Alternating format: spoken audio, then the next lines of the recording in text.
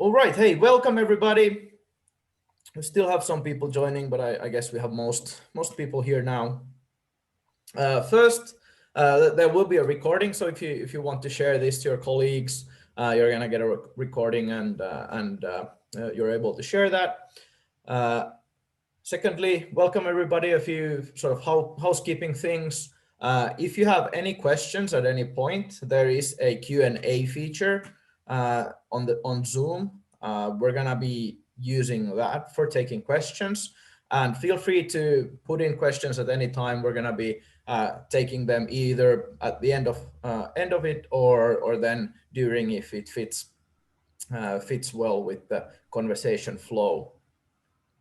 And then in terms of timeline, this will take about an hour. Maybe if we have a lot of questions, maybe a little bit more, but about an hour is what we're aiming for here. Okay, that's it for housekeeping. So let's start with introductions. So we have a bunch of three amazing people. I don't know if I can call myself amazing. Maybe that's not okay.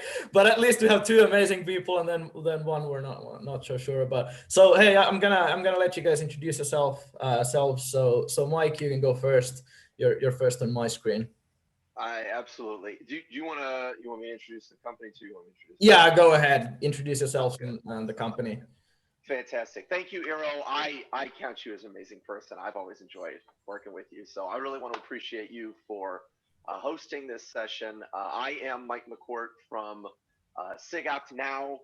We're called SigOpt, an Intel company, because although we were founded in 2014 by Scott Clark and Patrick Hayes, last November 2020, we were acquired by Intel, which has been a really exciting shift, and we've been able to work on a lot of interesting and exciting projects, both inside Intel and then continuing to expand outside of Intel. And in particular, what we've been focused on for our entire history has been on the model development process, starting first with that hyperparameter optimization focus and saying to ourselves, how do we make smart decisions around model hyperparameters, and then pushing on to think some about this tracking process of model development. How do you track how your model has developed over time?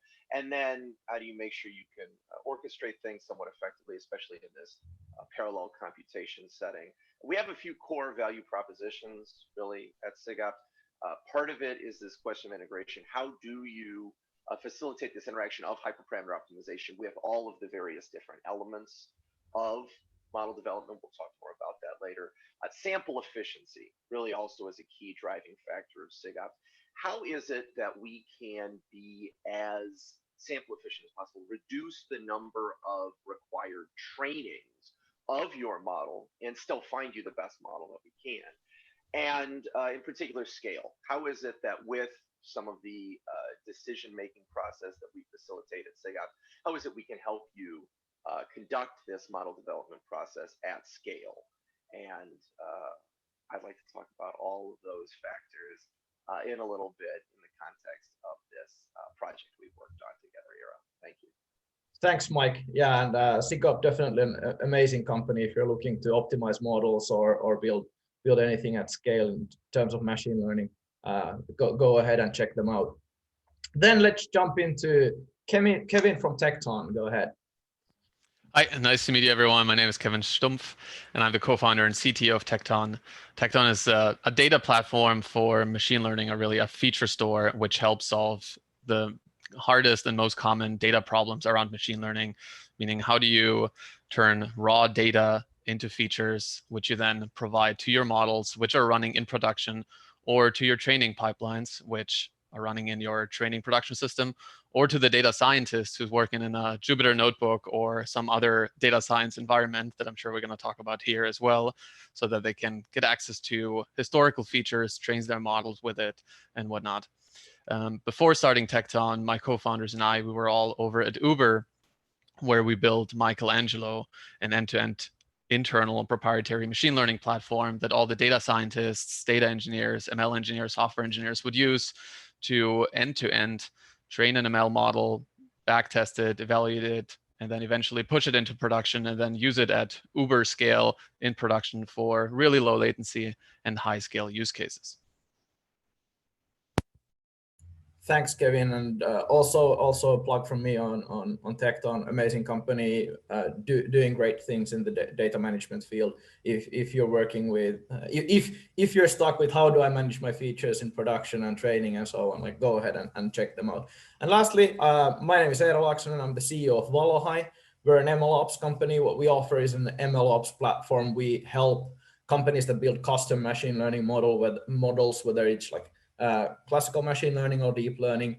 We help with two major areas, being the exploration of models when you're working in something like a Jupyter Notebooks environment, and then going from there into, secondly, productionalizing your training pipelines and deployment of models. And there we take care of two major issues. First of all, orchestration. So pushing your scripts into the cloud, running them on multiple computers at the same time with the hyperparameters we get from SigOpt and the data we get from Tecton, and running all of that in a single place, storing all of that information, and then pushing your models into production and versioning all of that.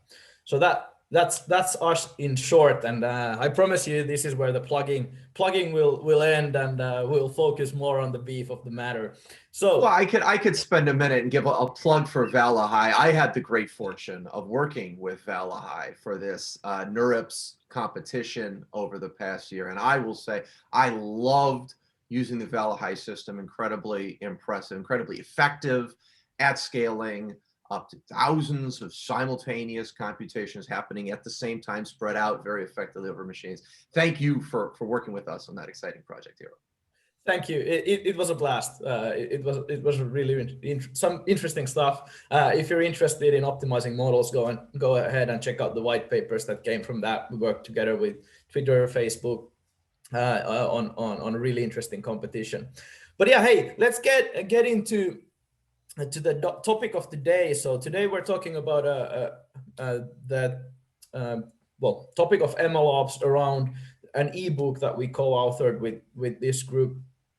And the main principle of the book is talking about, or putting the sort of MLOps into perspective and understanding like what is the core of MLOps. And the main statement of the book is really that the goal of MLOps is to reduce technical friction to get your models from an idea into production in the shortest possible time with as little risk as possible. So we're gonna sort of take that principle and then start looking at four major topics today. From that looking glass, really going and looking at, first of all, data. How do you look at data and managing data from that perspective of, again, going into production with as little risk and as little technical friction as possible, and getting there as fast as possible. Then workflows, like what can you do around workflows? And then standardization. How does standardization affect this whole stack of machine learning? And then lastly, performance. How do you focus on getting enough performance in a world that keeps changing around you all the time? And let's start with data. So of course, one of the key problems is always like getting your data, cleaning up your data, working with your data. But one of the key things is, of course, like allowing easy access and a process that allows you to work around data in an efficient fashion. And I think that the one with most credits around this should be Kevin. So Kevin, do you want to share some thoughts on data in production machine learning? Yeah, for sure. And maybe before I go directly into the data field, let's maybe zoom out and say, hey, what is an ML application to begin with? Like, what are the different artifacts you have to keep in mind as you try to get an ML application into production? And to borrow an example that we had at Uber, like imagine an Uber Eats or a DoorDash type application that tries to make a prediction along how long is it going to take until the food that you're about to order is going to show up at your doorstep. And such an ML application consists really of three different applications or three different artifacts. One is the application which is making the prediction. and using the prediction. That would be your microservice that's feeding into the Uber Eats or DoorDash application behind the scenes. Underneath that is the model, which is able to actually make a prediction, take some input parameters, take some input data in order to predict how long is it going to take. Is it going to take 17 minutes, an hour, whatever it is, depending on how busy the restaurant is right now, depending on the restaurant you order from, depending on the location you're at. And then finally, the third piece, and that's the input into the model, is the data, or also the oftentimes referred to as really the features, which is transformed, highly condensed information from the raw data that feeds into the model that makes the prediction, which feeds into your application. So you have to keep all three artifacts, the application, the model, and the data into account before you can develop and productionize an ML application. And data we've seen is one of the hardest things to get right, because for really a multitude of reasons, and I'm going to try to not talk for 5 hours now about it, but you have to keep in mind, like, how do you, to begin with, find the right data as a data scientist? Where do you go? Do you have a data catalog somewhere in the organization you can go to? Does that show you all the relevant raw data that you may need? Then how do you get permissions to that data? Who do you have to talk to? Are there maybe some legal constraints around what you're allowed to use, given the team you're on, given the problem that you want to solve? Then let's say you got the permission to actually use the data. Now what do you get? Do you get a CSV dump into your Jupyter notebook, or do you get some one-off credentials to your Snowflake data warehouse, your Redshift, or maybe to some MySQL database? Now you may have this raw data dump in your Jupyter environment. Now you turn this raw data into features by running some transformations, which could be just data cleaning operations where you throw out some garbage rows, or maybe you're running some aggregations in order to, say, produce information like what's the 30-minute trailing order count in a given restaurant. Like you may do all kinds of crazy things in order to make it easier for the model to pick up and identify signals that are related and correlated with what you end up trying to predict, which could be the order time for the preparation time for an order. And now let's say you've got these features that you're happy with. Now you've got a model in your Jupyter environment, which you're happy with. And let's say with Valohai or some other tools, you find a way to actually get this model into production too. Now the question is, how do I get features to my model that is running in production, that is running behind some microservice endpoint that needs to make predictions at really, really high scale and really low latency? Is your microservice behind the scenes now going to ping your Snowflake data warehouse or your Redshift data warehouse in production? Is going to run these aggregations on the fly? Most likely you cannot do this, because these operations are going to take way too long, way longer than the time that you have available to make a prediction. If you want to make a prediction in 50 milliseconds, you're not going to have the luxury of going to your data warehouse and executing a query on the fly, which may take minutes or hours to complete. And so you have to keep all of these different problems in mind. How do you get the data, the raw data, into your development environment? How do you turn this into features in your development environment? How do you make these features available in your production environment? And then how do you make those features even consistently available in production, so that you don't introduce what's oftentimes referred to as train serve skew, where you calculate the features one way in your development environment and then a completely different way in your production environment. If you do this, then your model may look fantastic in your development environment where you run back tests against historical data, but then you throw your model into production and calculate the feature values a different way there, and suddenly your model just doesn't perform well anymore because you've introduced this train serving skew. And so these are all the types of problems that data scientists today face as they try to productionize a model. And what you most commonly find for companies that don't use a feature store here is that you'd have a data scientist who partners up with a data engineer or a team of data engineers who is actually able to productionize this transformation code, which turns raw data into features and makes the data available in production. Now, of course, you have handoffs involved here where data engineers or other teams now have to pick up work from you, prioritize it on their own, put it on their agenda, and now suddenly it's going to take forever until your model and your data is in production and up and running. Really good points, and I think this sort of rings through with what's in the in the book, and sort of one of the foundations on the book was a research that we did, sort of a large questionnaire on about 300 companies on their state of machine learning, and there we sort of saw this transition and maturity level and different boxes of companies on what they were focusing on next. And you could like quite clearly see that the companies that didn't have models in production were really thinking in terms of these blobs of data, whereas companies that were already further down in production were thinking more in these dynamic terms of like data flowing through a pipeline that is both for like retraining of models, but then also for productionalization, and then like trying to figure out how to utilize infrastructure to tackle that discrepancy between like here's my training environment, which is completely different, and my training data, which is completely different than my actual production environment. All right, cool. Hey, how about Michael? What thoughts do you have on data?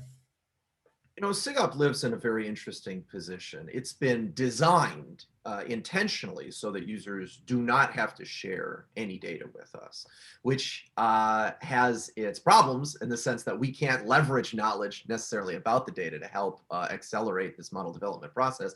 But it has its benefits, because now customers who are very, very, very secretive, very private, very concerned about their data security can still work with us and still get value out of SigOpt. As a result, we have, I think, a unique perspective in this concept of not just data, but also what advice we can give about data. And yeah, I definitely echo the comments from Kevin about the complexity and maturity of data pipelines as companies get deeper into the modeling and model development process. I think that I'd probably supplement that by saying that this question of your train versus production skew, or some sort of bias that's built into the model process, is something that is always going to be potentially present. And realistically, there's no way to perfectly deal with that. And the reason is because at the end of the day, when you build a model, you build it on things you know, but at the end of the day, you want to use your model on things you don't know. You want to use it on the future. You want to use it on data you have not seen. You want to use it to make predictions about circumstances which have not yet occurred. So I think that one of the key elements here is recognizing that that is going to be an issue, that is going to be a problem, and using that to guide you in your process of retraining, or accounting for how much certainty you're willing to put behind your models. And I think that varies by industry to industry. I think that varies company to company. So I don't think that there's an easy or obvious answer to that particular situation, but I do think it is something that companies need to be aware of. And what I often recommend is that customers, before they start worrying about trying to build the fanciest, most complicated model ever, start with something simple. Start with the absolute simplest model and watch even that model drift over time, or watch inconsistencies with that model over time, and ask yourself, okay, now how am I going to account for that in my data? How am I going to account for that in my training, test, validation, split? How am I going to account for that in the development of my backtesting, or just in my desire to retrain? So definitely keep it simple at the start. Watch that. That'll be guidance for other things. I also want to expand the term data slightly here to include this topic of what might be called metadata. And in particular, this is maybe information about your model development process, or information about model building decisions, or how even your actual data was structured, which isn't itself built into the data, but is a fundamental element of the data pushing into the model, the larger model development process, how this model is interpreted, things like how metrics are being computed, how they're even defined, things as far as how this model was sort of structured or motivated, or who built it. Because obviously, and we're going to talk about this in a little bit, people change at companies. So this sort of metadata, a company creating its own data about the model development process, I think can be very, very useful in helping companies with this issue of shift over time, or this issue of having to look back 6 months and when this was created, why was it created in a specific way? I also think another issue about data can be this issue of data augmentation. And this question of how does data augmentation get dealt with at a variety of different levels. But I think that's something we can talk about in a different context in a little bit. So thank you, Eero. Sure. Yeah, for sure. And continuing on that point of yours about like metadata and all of the other data that is generated during the process and utilization of that, not particularly for actual machine learning, but to achieve the goal that MLOps is trying to achieve.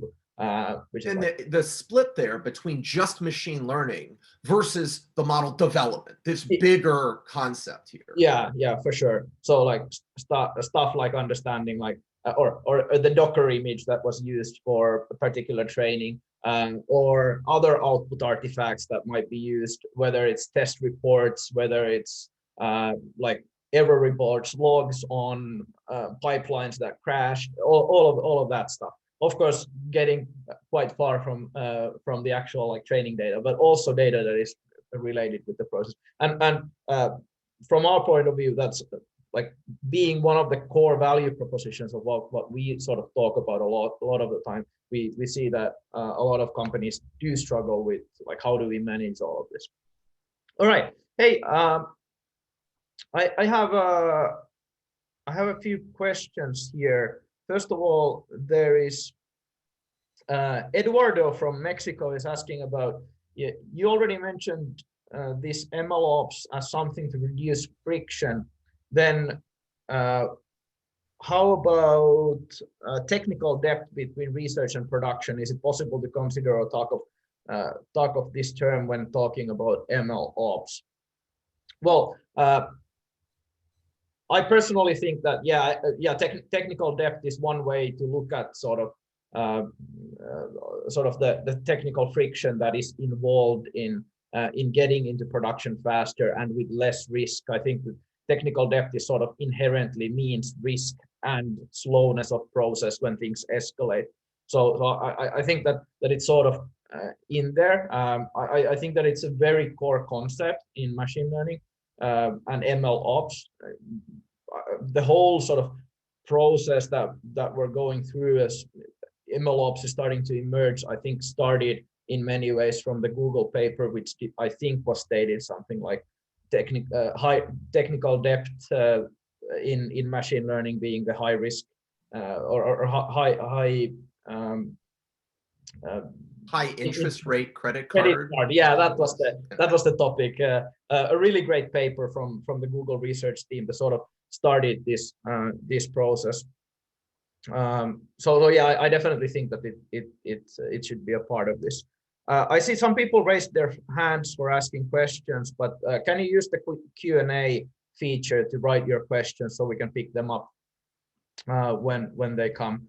All right, and then Actually, maybe really quick about I think the technical debt and how to reduce this between research and production is an interesting question. And I think there is much more we can dive into here when we talk about standardization in one of the later chapters of this talk.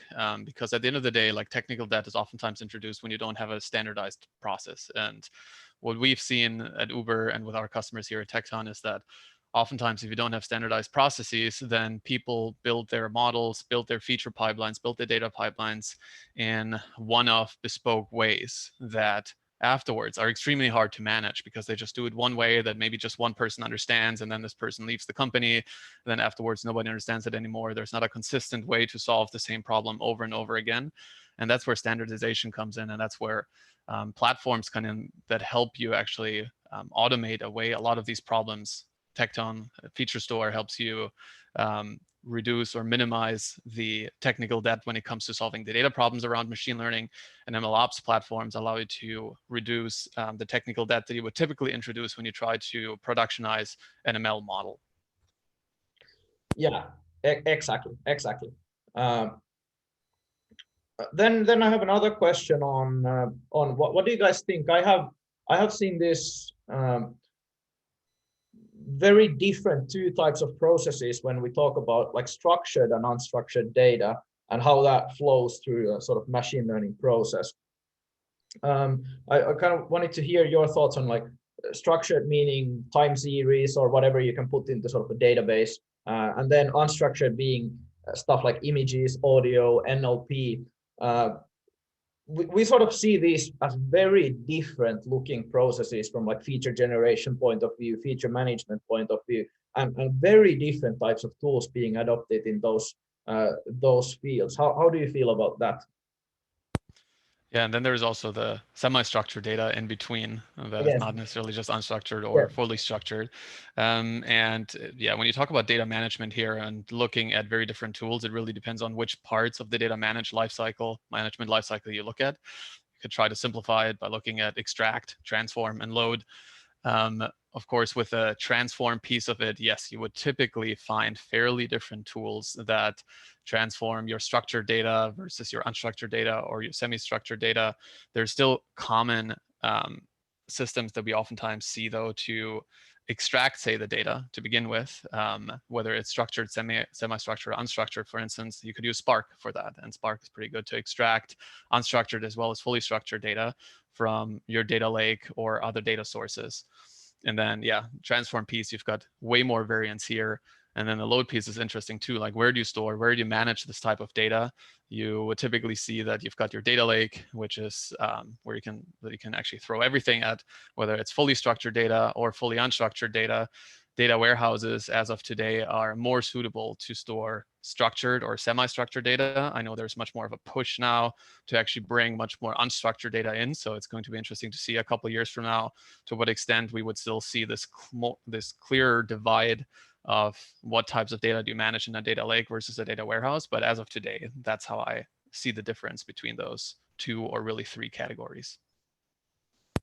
I would supplement that with saying, from my perspective, at least, when I think about how customers are approaching this, I do see a pretty strong divide between the types of customers who are in particular dealing with times, or at least the types of SigOpt customers who are dealing with time series data versus the types of customers who are dealing with, let's say, image data.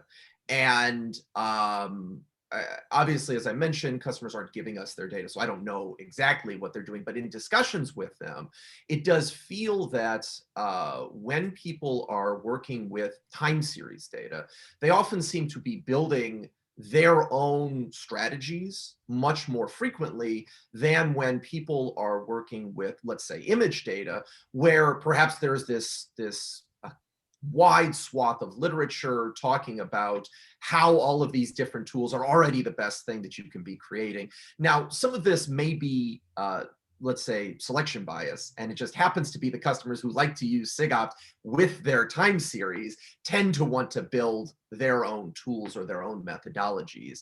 But that is a split that I've seen, at least again, among SigOpt customers, and I'm not sure if that trend carries out into larger segments of the ML community.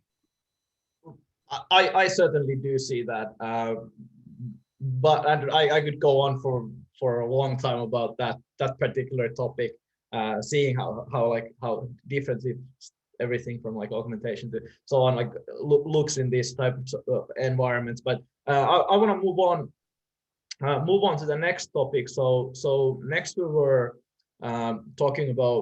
going to be talking about workflows, and just to prime that, for me, it really looks like machine learning in production environments is sort of a superset of the talent you need in building a full stack application. So it's like, yeah, we're building a production environment and production solutions, but on top of that, we have this weird new concept of data that needs to be up to a certain level of quality, and the computations are much larger, much more complicated. All of a sudden, you need GPU clusters, or you need huge data warehouses, and not just that, like simple Kubernetes cluster where you can shoot your Python application or whatever, and you know it works. It's not that simple anymore.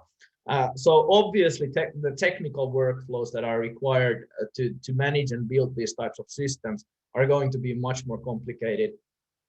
And for instance, I personally see it as a big hurdle for data scientists to be able to sort of catch this huge amount of talent that they need to sort of deliver to be able to build systems.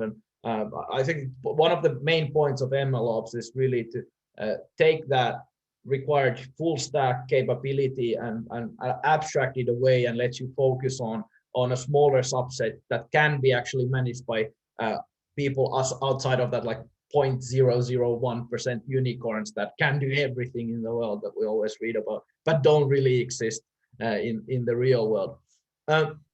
So how do you guys see sort of workflows around machine learning in production? First, let's go with Kevin around like data. How do you see that process happening in MLOps and data? Yeah, definitely. And to me, there's almost like two layers of workflows here. There's the workflow that the data scientist, the person who's responsible for training the model, coming up with features and deploying it, is directly seeing. And then there is the underlying technical workflow. And ideally, you want to have a system in between that allows the user-facing workflow that translates that down to the much more intricate technical workflow under the hood.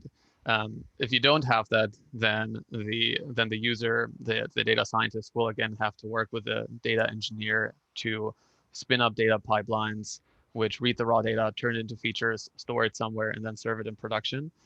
And so the way we solve this with Tecton, or the way we solved it beforehand at Uber, is that the workflow that the user directly interacts with is they would be in their modeling environment, they would connect to their raw data sources, and then they would just define their feature transformation, whether it's a SQL code or whether it's some PySpark code, or it's just some Python code by itself that describes how do I want to turn my raw data coming off of a batch source or off of a stream like a Kafka source or a Kinesis source. How do I want to turn this into feature values? And then afterwards, they can train their model against it. Now, once they've trained their model against it, they want to now be able to productionize this data. And the way this works with a feature store is that you would typically commit this feature definition, which has a name and which contains the transformation code, to your feature store, which then behind the scenes now starts spinning up these far more intricate technical workflows where you would have an orchestration system, which is aware of what types of data pipelines should be running in the moment. Do I need to spin up a Flink pipeline, or do you need to spin up a Spark pipeline, which at any given moment connects to the raw data source, turns into feature values? Now, what do you need to do with these feature values? Where do I need to put them?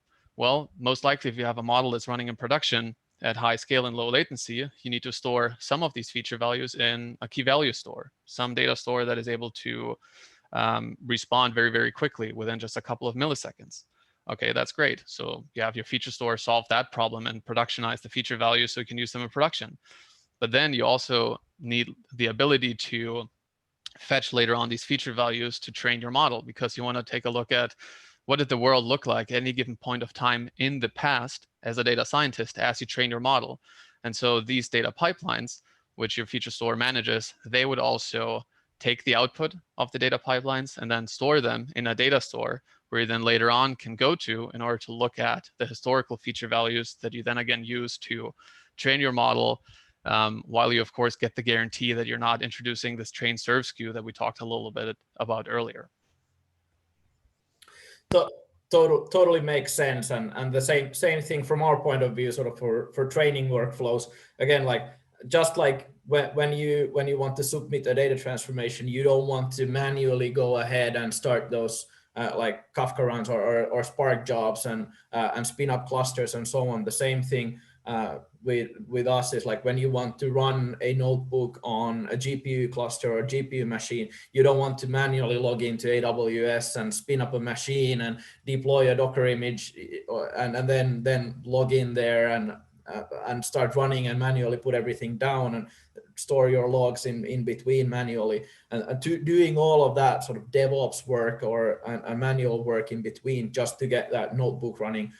Let be it being a production pipeline that needs to be run every 10 minutes on large scale. So definitely a lot of touch points there between data and then training. How about Mike? Any thoughts? My thoughts about workflow are that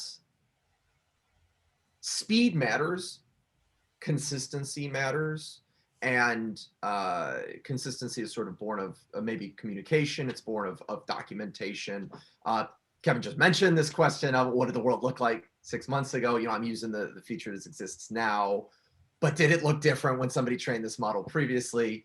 So I think that there's important elements, both in terms of going quickly and pushing things faster, but then in terms of consistency and communicating things effectively. And realistically, maybe that contributes to or is in some ways one of the causes of this tech debt concept, is when you let someone work on their own in their own little setting all by themselves, they may be able to work very fast, but then pushing that into production in a consistent, solid fashion, communicating the results of what happened is more complicated. It is maybe then less consistent, or that is the part that then becomes slow.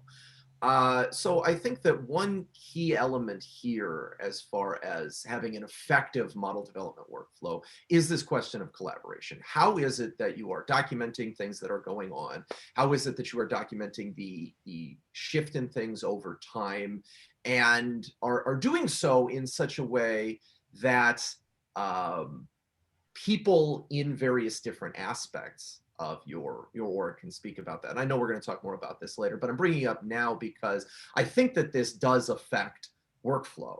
And I think that in this context, then it can affect people's workflows who in their mind feel they know what they like. They know how they like to work. And so it can be very much a personal experience, then your workflow, the way you like to push things forward, the way you like to dev things, but it can cause friction with the larger workflow of trying to push things into production.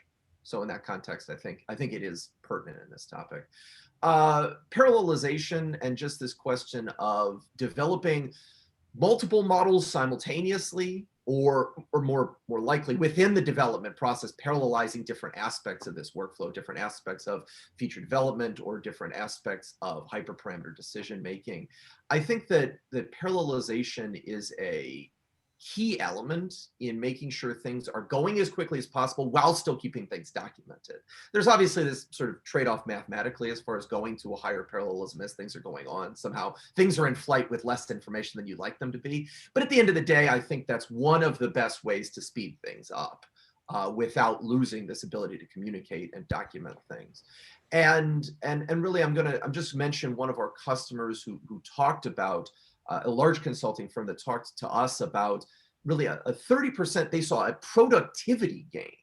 And they claim this is a productivity gain by being able to cut down from maybe multiple days to just maybe 20 hours worth of time in this model development process through coming up with a better workflow, through coming up with a workflow where things are being done sampled efficiently with parallelization, and where things are being effectively documented so that it's easier to look things up and push things forward. So I will definitely say that a solid workflow we've seen, and we've had customers comment to us that a good workflow has given them tangible benefits that they've been able to document.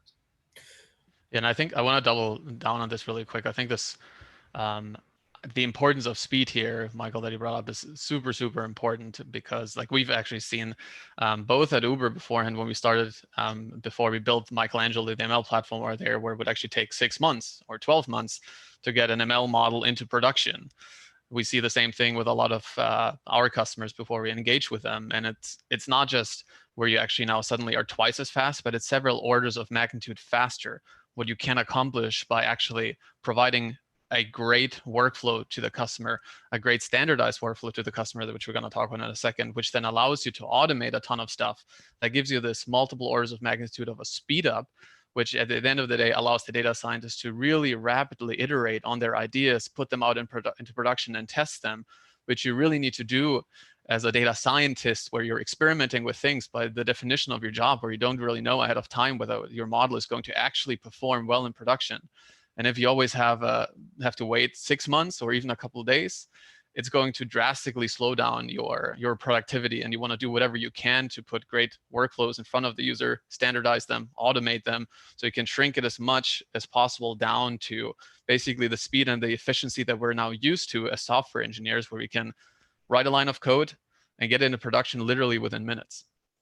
Yeah, and I think that sort of contains the whole core of what's happening in this MLOps space. I think it's just the same development that we saw in software development in the last like maybe 20 to 30 years, where a hero coder, Mike mentioned, like this person who can alone move fast and get stuff maybe done in a relatively short period of time. But when the complexity requires you to have more than one people working on it, it all falls apart when you don't have standardization. And then of course, on the other hand, we now think of these old ways of working, very inefficient, where you have to sort of wait for a long time for any code to be tried out and so on. Or like I see customers that have training times of 3 weeks, 2 weeks, something like this, and just like training time alone, and they think it's fine, and then you sort of put it into an Excel sheet and look at the return on investment, and you realize that okay, maybe it's not a good idea.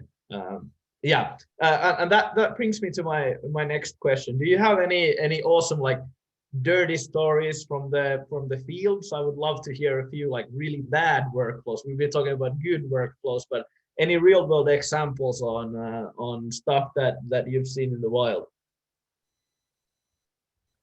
I'll give one. This is a little dirty. I mean, I at the end of the day, maybe it did something for them, but in particular, speaking from this hyperparameter optimization perspective, making these decisions, we actually did have one prospect at the time, converted into a customer eventually, who was choosing every parameter independently of every other parameter. So this customer would choose 10 different values for learning rate, pick whichever one was the best, and then fix that, and then go to momentum, and then pick 10 different values for that, whichever one was the best, and then would go to the dropout number and pick whichever one was best, and then bounce between that. I think there was one other parameter, and they keep doing this.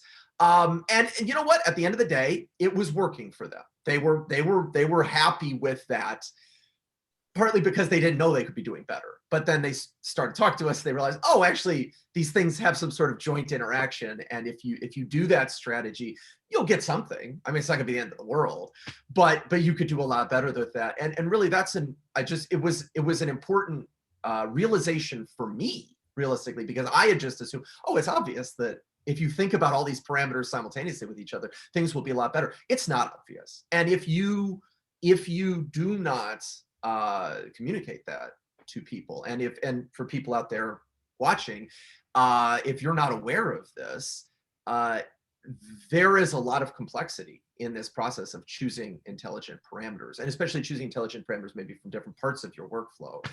You can do all these things independently, and you will get something, and it may be fine, but it may not be fine. And if you work under the assumption during your development process that things that are actually fine are not fine because they're being executed in the wrong way, you are going to hurt yourself. You are preventing yourself from seeing the maximum return from your model development process. So that would take more time, right? Well, in addition, or it either takes multiple time, or you spent the same amount of time but got a much worse result. Yeah. And that's really, I think, the thing that I would emphasize about the workflow thing is that do your research. There are people out there talking about what are the right strategies, what are the right mechanisms for your particular problem. Read up on it and make sure that you have a sense of what makes the most sense, because otherwise you're selling yourself short and you're not doing as well as you could be. All right. Kevin, any dirty stories? You don't have to share if it's all confidential. No, I mean, honestly, just if you look at how the data problems around machine learning are solved today, like they're all very painfully solved if you don't have a data platform for ML or a feature store in production. Because again, what you see is the data scientist built something in their Jupyter notebook using some Python code, and now they have to go over to this data engineer or the ML engineer who now re-implements at some point in the future everything that the data scientist already did to now calculate everything differently in production. And it's almost as if you imagine that a software engineer, for any new feature that they're going to develop, they first implement it in Python. It's one person, and then that person is now completely hands-off as this capability gets put into production, and that that developer now just hands basically this Python code to some Java engineer who re-implements everything again, who's now ultimately responsible for it, who may not even understand the business logic in the first place, but just line by line goes through it and translate the code from Python to Java, then puts it in production, and who's then responsible for the uptime, the reliability, and the functionality of this thing. And it's basically absurd, and that's what you still see in lots of places where they are trying to solve the data problems around ML without a feature store. I couldn't have put it in any better way. Totally what's happening. I have one dirty story quickly. I think it's a classic on anybody who's doing deep learning on GPUs. Like I have heard this story so many times, but like people end up leaving clusters on cloud environments, and the biggest invoice I've heard of was 20,000 over a weekend for no compute being done whatsoever on AWS, and then like they had a little bit of a talk with supervisors on Monday when they realized it. But so these can rack up some pretty big costs. Okay, but hey, we have to jump forward. I'll take a few quick questions here first. I have two questions that are around workflows and especially CI/CD. Henry from Brazil is asking, how can automated tests be inserted in the context of MLOps? Are tools used the same as usual CI/CD? And I could maybe take that one, since what we kind of call ourselves is CI/CD for machine learning. I think that the main principle and ideology behind everything is the same. The things that where we see traditional CI/CD tools break down, and I've, by the way, seen Jenkins workflows built to run machine learning, and to a certain extent it can work. But when you start getting larger amounts of data, you start needing more complex compute. So like it's pretty hard to spin up a GPU cluster from Jenkins and make it effective. On top of that, it's pretty hard to manage what was the version of data, what were the particular output artifacts from a particular like training run that went to the next step of testing, and this data flow that you need to have in your sort of machine learning workflow, the pipeline where data flows, doesn't really exist in CI/CD context for software development, and that's where the things start breaking down. And then there was another question that was basically the same thing on CI/CD. Anybody else have anything on this or want to comment? Yeah, I just want to add really quick. I think this is actually super important. Like, you want to be able to drive your MLOps or your full ML productionization process with a CI/CD pipeline, a CI/CD process, and the same thing applies to solving the data problems for machine learning. And I published a blog post about this last year, which is called DevOps for ML Data, which I think is the key to actually really speeding up the development and the deployment of ML applications and solving the data problems under the hood. And the way we solve this with Tecton, for instance, is that you actually define all your features and the feature transformations in a declarative way in files. They're just backed by your GitHub repository or wherever you want to store it. And then you have a CI/CD pipeline, which uses a little CLI that Tecton provides, which you can use to run tests against the feature definitions, and which you also use to then productionize the feature definition, which you will also use to roll back any changes that you've made. So what you're now able to do is you can create a new feature definition, check it into Git, have a pull request, have somebody else review it, merge it into master, merge it into your staging branch, kick off a CI/CD pipeline, test the feature definitions, and then when you're happy with and you've got successful tests, you then productionize the features, push them into production, which then behind the scenes actually spins up the data pipelines. And now everything uses the exact same workflow and the exact same tools that you're used to for your software development process around Git and CI/CD pipelines. Really great point, and I think we're getting close to this concept of, it used to be infrastructure as code. Now I think we're gonna start seeing like data as code. Exactly.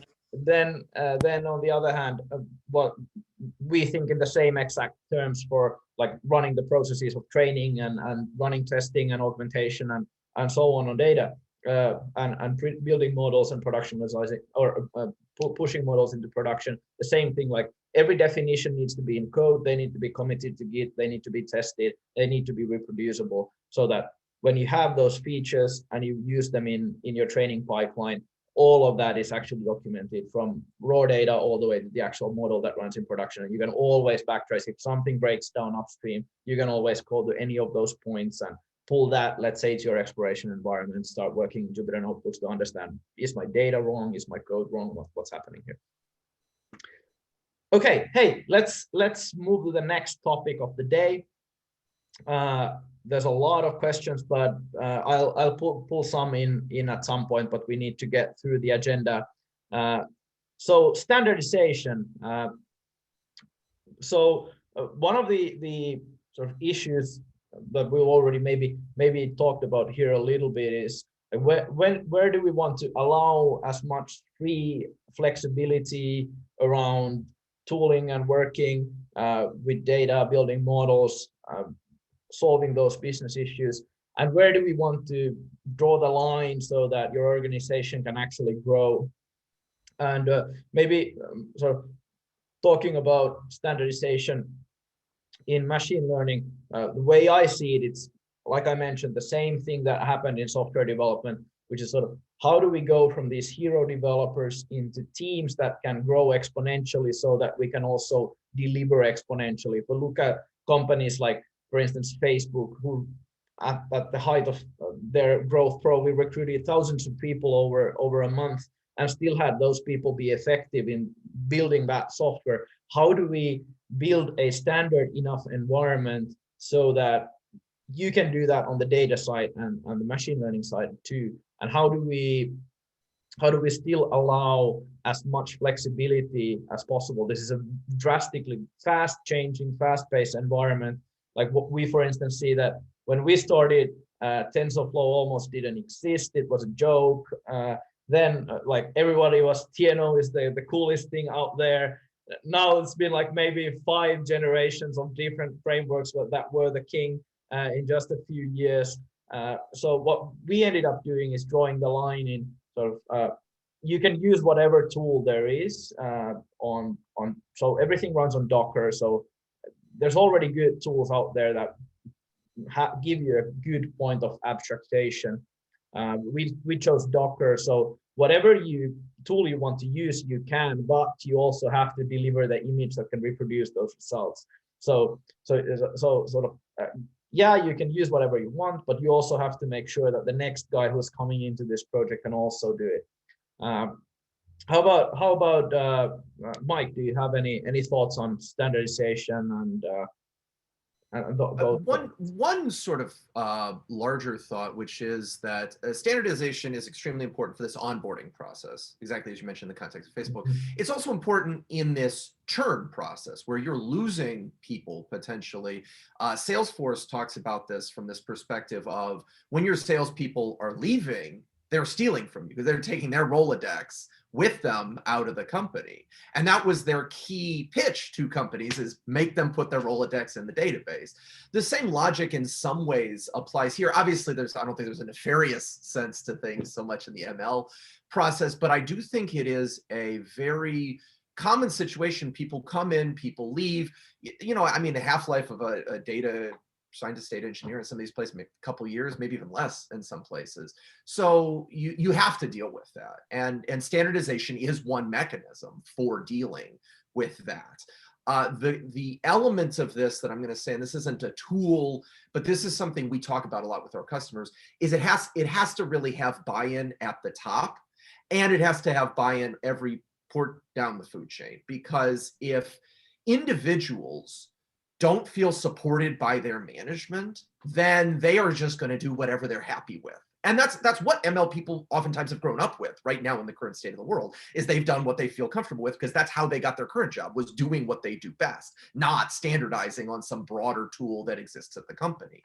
And then to push that higher, the only way you can get this standardization is if somebody higher up in the food chain says, guys, this is what we have to do, but not just says it, gets the buy-in. from everybody else in the company gets this desire to work in this flow. So I guess that's more meta than some sort of technical product, but that's been the main discussion we've had with our customers, is it's like, look, believing in standardization isn't a person by person thing. This has to be an organizational decision.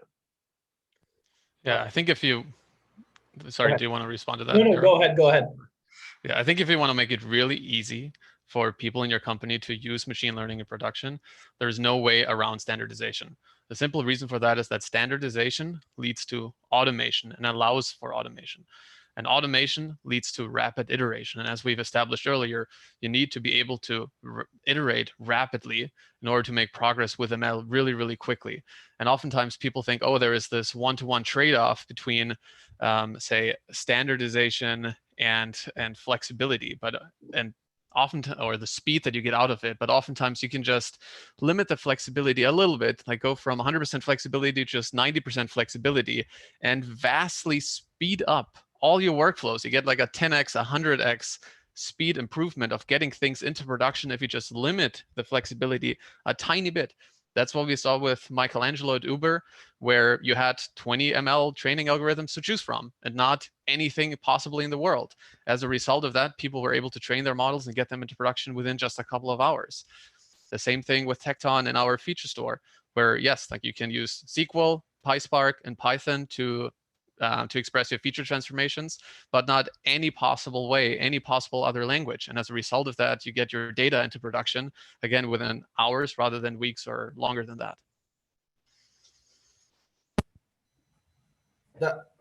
Great point. Let's see. Do we have any questions here regarding the topic? So here's one on the Salesforce example. So on the Salesforce example, is it the data that is more important when you move companies, or the training model that filters the data? I can understand owning the data, but should algorithms be protected, or should the designer be allowed to walk away? And I think here, well, Michael, you can also answer in your own words, but I think what Mike was trying to say is not that you're stealing the company's data or you're stealing the company's IP. It's more that when a data scientist leaves, it's a matter of whether they leave a notebook with a desktop full of Jupyter Notebooks files that are named like Untitled 1_best score _old, and then you have like absolutely no idea how they came up with the models that they generate. Again, another dirty story that I've actually seen in the real world. But they leave an actual standardized process where somebody else can then come in and continue working on that. Is that right, Michael? Yeah, that's exactly right. I'm not so much talking about ownership of the idea so much as documentation. Can other people follow what you did, reproduce what you did? Or did you effectively just leave them with, yeah, sure, a notebook that's untitled _1, untitled _best _old _redone yeah, that's, which, I mean, I'm guilty of that too. I have done that in the past, but as an organization, you have to strive to want to get past that. And if you do, there are benefits for doing so. Cool. All right. I don't think we have any other questions on that topic. So let's get to the last topic of the day, which is performance. So we're gonna finish at just over an hour. So going a little bit past. Getting your models into to perform in production. I think that there's so many things that relate to it, whether it's data quality to changes in the world, whether your model affects the behavior of people, and then you have that coming in as a feedback. There's so many things. I think if we're talking about like performance and optimization, of course, like SigOpt, you're the kings of this space. So I'll give this first to Mike.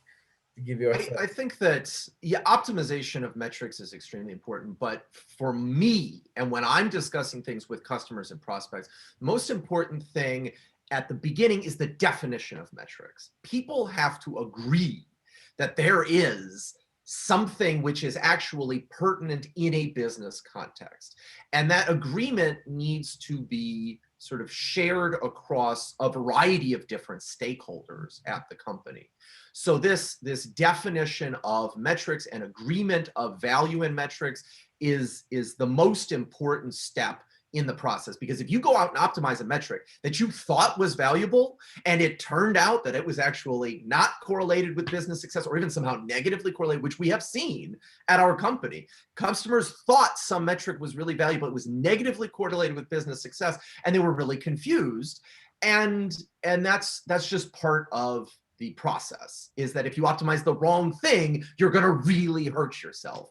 Beyond that, yeah, studying multiple metrics at the same time, I think, is extremely important. And whether you're studying those multiple metrics in the context of trying to study this trade-offs and understand the trade-offs that have to be taken between metrics, or whether you're imposing them as sort of thresholds, minimum performance thresholds, and then saying, well, I want good outcomes that satisfy at least this inference speed, no more than this power consumption, no more than this model size, at least this accuracy, no more than this number of false positives on this class.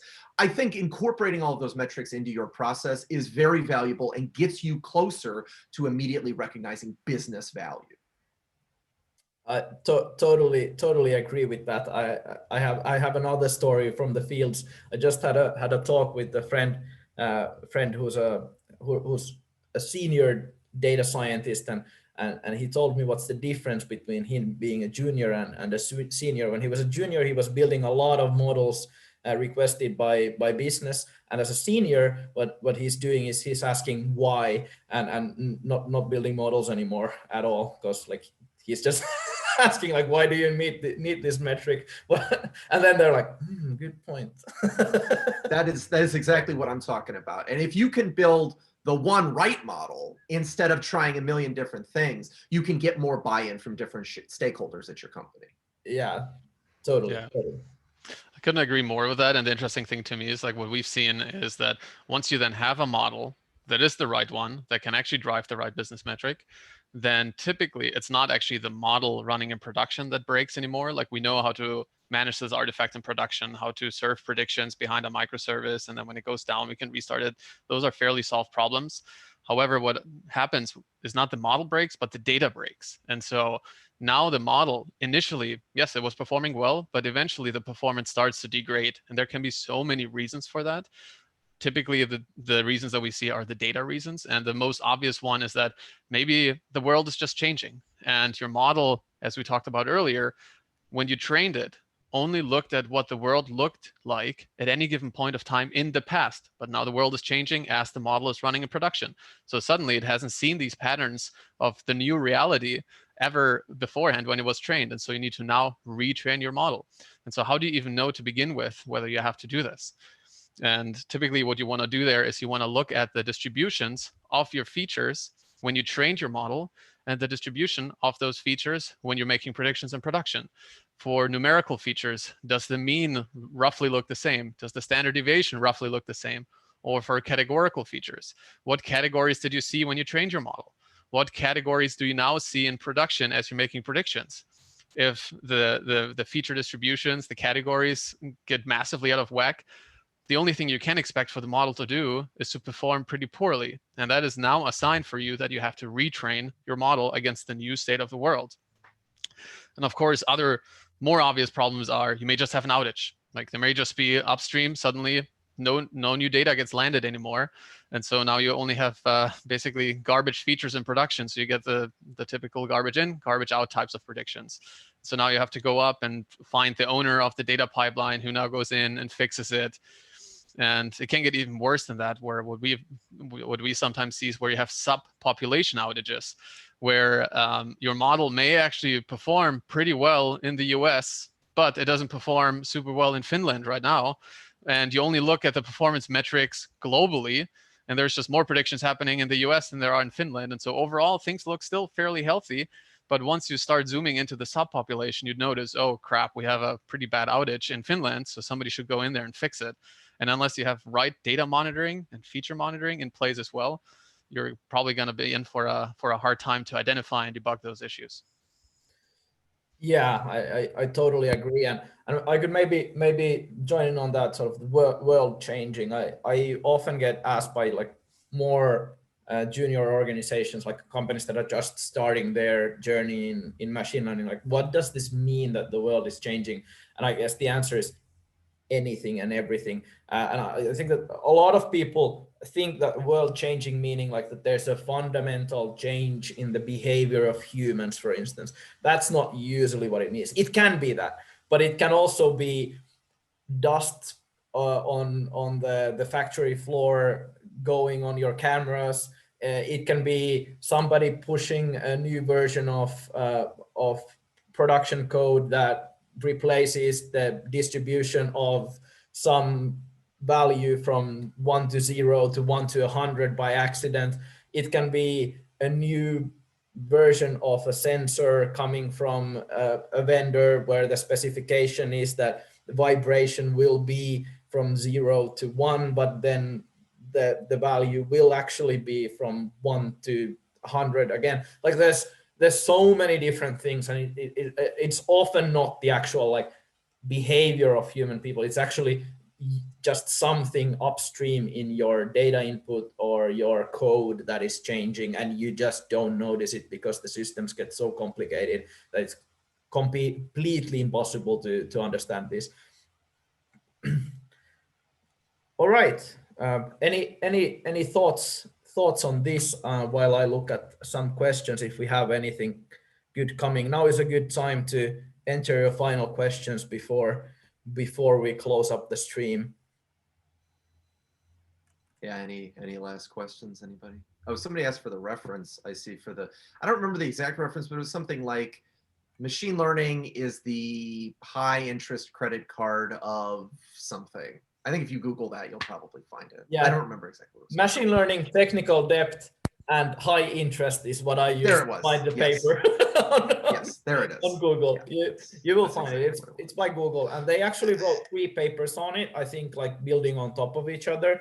And the final one was, I think, the rubric for machine learning. So this sort of framework for testing your whole machine learning pipeline, all the way from like data testing into production monitoring, and sort of the first principles in that. It's very thorough, and it gives you a lot of perspective, because they did a survey. They built the rubric on like, this is the level that we think is like what things should be done at. And then they did a questionnaire inside Google from different teams that were doing machine learning at Google, and everybody scored horribly. So like if you're not doing well with the subject that we talked about today, you're not alone. Even the best in the world are struggling with this. It's a new topic. It's a new world. It's very complicated. Luckily, now we're getting tools that are making it easier.